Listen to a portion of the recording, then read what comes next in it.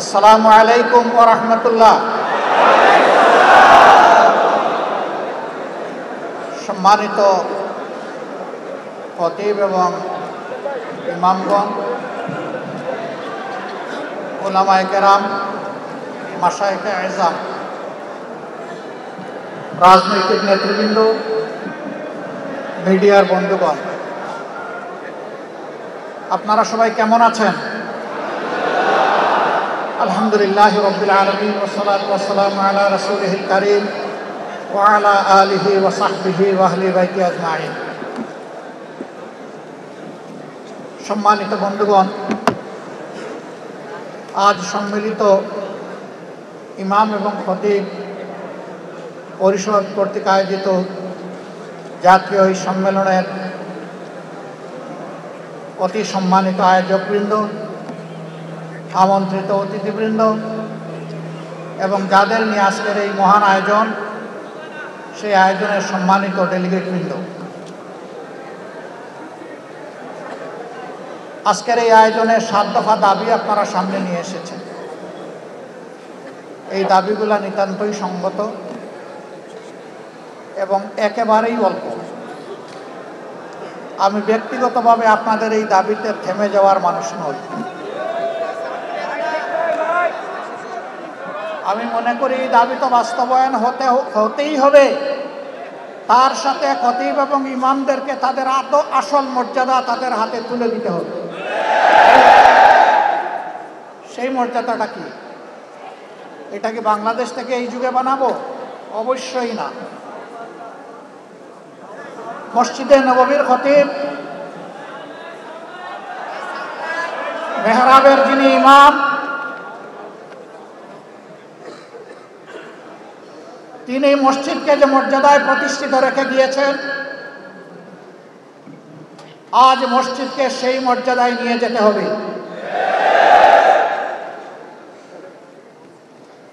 রাসূল করিম সাল্লাল্লাহু আলাইহি ওয়াসাল্লাম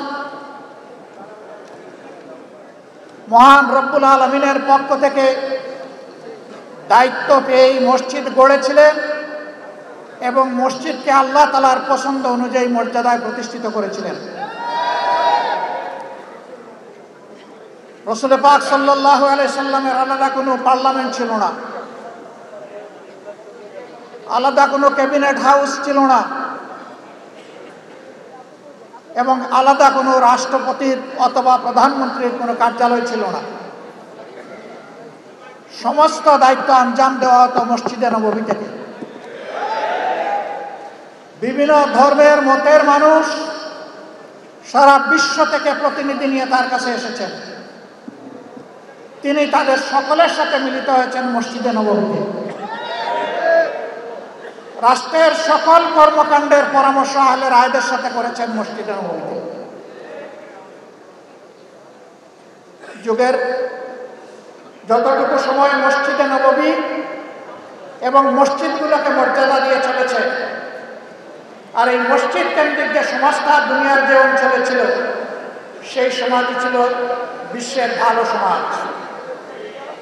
আর রাসূল করিম সাল্লাল্লাহু আলাইহি সাল্লাম যে সমাজ মসজিদে নববীকে কেন্দ্র করে গড়ে তুলেছিলেন, সেই সমাজ সম্পর্কে আল্লাহ তাআলার পক্ষ থেকে তিনি সার্টিফাই করে গিয়েছেন, খায়রুল কুরুনি কারনি সুম্মাল্লাযীনা ইয়ালুনহুম সুম্মাল্লাযীনা ইয়ালুনহুম। হে বিশ্ববাসী, তোমরা জেনে রাখো, আজ আমি যে সমাজ ব্যবস্থা গড়ে তুলেছি, আল্লাহর কিতাব এর ভিত্তিতে এই সমাজটাই হচ্ছে বিশ্বের সর্বশ্রেষ্ঠ সমাজ। এর আগেও এই ধরনের কোনো সমাজ জন্ম নেয়নি, এর পরেও এই ধরনের কোনো সমাজ জন্ম নেবে না। সুতরাং ওই সমাজকে অনুসরণ করে যেই সমাজ ব্যবস্থা গড়ে উঠবে, সেই সমাজ ব্যবস্থাই দুনিয়ায় শ্রেষ্ঠত্বের আসনে বসবে। নবীজির এই সমাজকে বাদ দিয়ে মন গড়া কোনো মতবাদ তন্ত্র মন্ত্র দিয়ে যে সমাজ গড়া হবে, সেই সমাজ আল্লাহর কসম দুনিয়াকে শান্তি এবং সম্মান দুটার কোনোটাই দিতে পারবে না। এটি প্রমাণিত সত্য। দুনিয়ার যে কোনো মহাদেশে হোক, দেশে হোক, অঞ্চলে হোক, এটি প্রমাণিত সত্য। বাংলাদেশ 90% মুসলমানের দেশ। এদেশের 90% মুসলমান আল্লাহর উপর ঈমান রাখে, আল্লাহর কোরআনকে মানে, নবী করিম সাল্লাল্লাহু আলাইহি সাল্লামকে শেষ পয়গম্বর স্বীকার করে। এই দেশে আইন চলবে কোরআনের মতবাদে ইনশাআল্লাহ। এই জায়গায় যতদিন পর্যন্ত আমাদের দেশ না আসবে, এদেশে আমরা কোনো সত্যিকারের মানবিক সমাজ কায়েম করতে পারব না। বলবেন তাহলে এই দেশে অন্য ধর্মের মানুষ যারা আছে তাদের কি হবে? কোরআন শুধু মানুষের সম্মানের গ্যারান্টি দেয় নাই, অধিকারের ওয়ারেন্টি দেয় নাই, কোরআন সমস্ত মখলুকাতের অধিকারের ওয়ারেন্টি দিয়েছে। মানুষ তো অবশ্যই মদিনায় যেমন সকল ধর্মের মানুষ পূর্ণ ধর্মীয় স্বাধীনতা, নাগরিক নিরাপত্তা এবং অধিকার ভোগ করেছেন, আল্লাহর দেওয়া আইনের এবং বিধানের ভিত্তিতে আমাদের প্রিয় দেশেও যদি সেই সমাজ ব্যবস্থা কায়েম হয়, ইনশাআল্লাহু তাআলা আযীম সেই অধিকার প্রতিষ্ঠিত হবে। কাজেই এখানে একটা দাবি দেখলাম, 7 দাবির মধ্যে একটা দাবি যে মসজিদ কমিটিতে ইমাম এবং খতিব সাহেবদেরকে সম্মানের সাথে অ্যাকোমোডেট করতে হবে। আমি আপনাদের এই দাবির সাথে একমত না। মসজিদ কমিটি হবে ইমাম এবং খতিব সাহেবের পরামর্শের ভিত্তিতে। এই কমিটির প্রাণ পুরুষ হলেন খতিব কিংবা ইমাম। তাকে বাদ দিয়ে নয়, তাকে সহযোগিতা করার জন্য এই কমিটি হবে।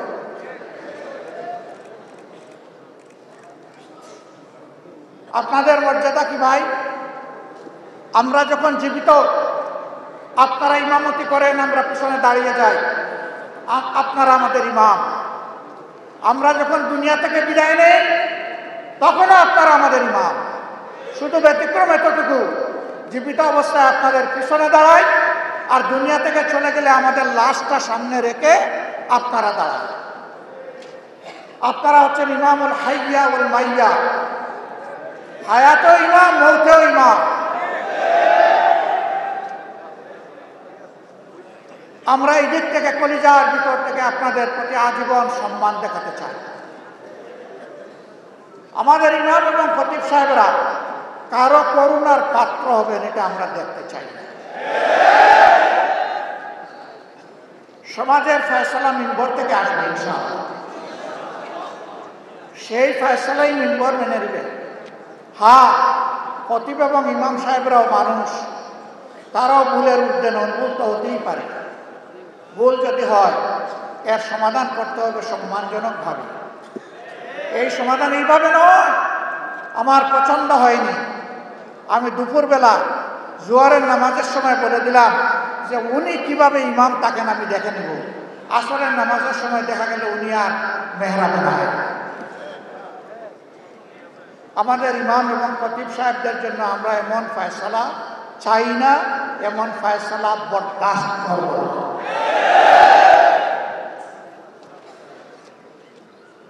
তাদেরকে তাদের পূর্ণ মর্যাদায় অধিষ্ঠিত করতে হবে। আপনাদের দাবিগুলো খুব ছোট, কিন্তু এত ছোট জায়গায় পড়ে থাকলে হবে না।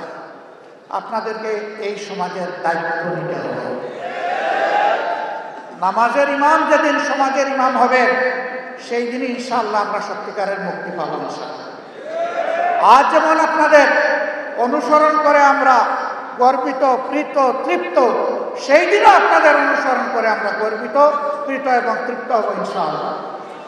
এগিয়ে আসুন, জোর কদমে এগিয়ে আসুন। আমরা আজকেও আপনাদের পিছনে, কালকেও আপনাদের পিছনে থাকবো ইনশাআল্লাহ।